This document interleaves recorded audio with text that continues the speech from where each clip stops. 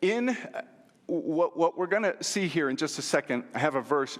Jesus was warning people long before this tribulation is going to happen to be careful with false prophets. Be careful with signs and wonders. The people of his day just wanted signs and wonders.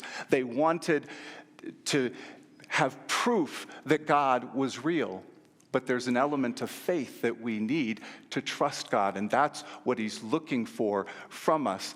But in Matthew chapter 24, a couple of verses, he had been warning his disciples about these false prophets that were to come and that have been happening in every generation since Jesus, which is why we need to know who our enemy is.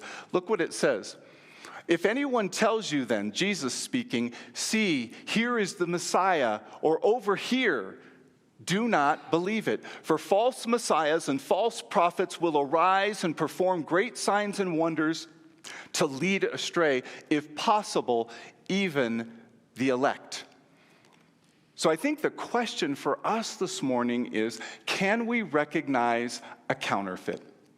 Can we recognize the real from the unreal, from who God really is, or Satan's attempts to try and draw us in and believe him or focus on him, but more importantly, not focus on God? And so Satan is so clever, right? So I have a visual here for you. My wife is very big into visual props because they're very helpful, right, for us to grab concepts.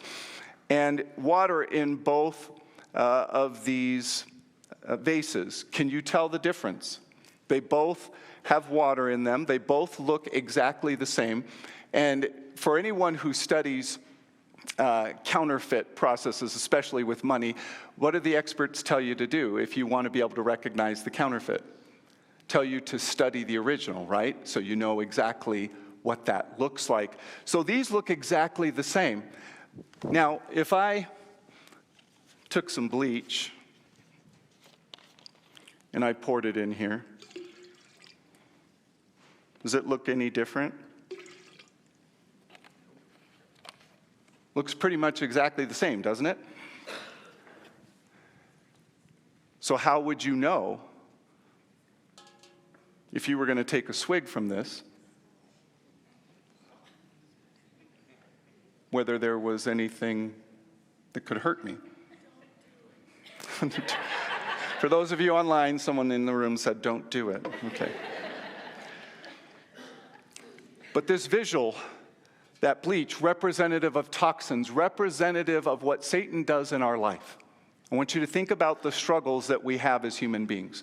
I want you to think about drugs. I want you to think about alcohol. I want you to think about anger.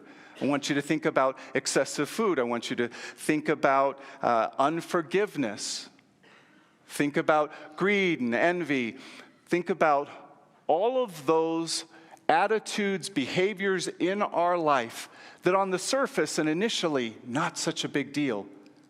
But the more we pour it into our life, right? At first it doesn't look so bad, but after a while it begins to corrode us from the inside out. This is Satan's tactic to get us away from God, to have us.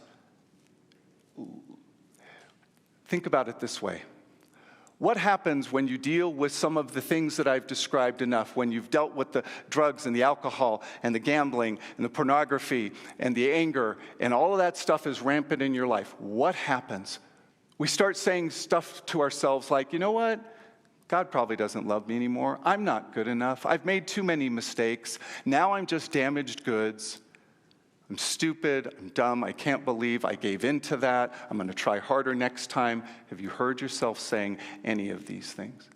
Because when we do, we're buying the lie and giving into the counterfeit instead of worshiping God, the one true God, and who He has created us to be in worship of Him.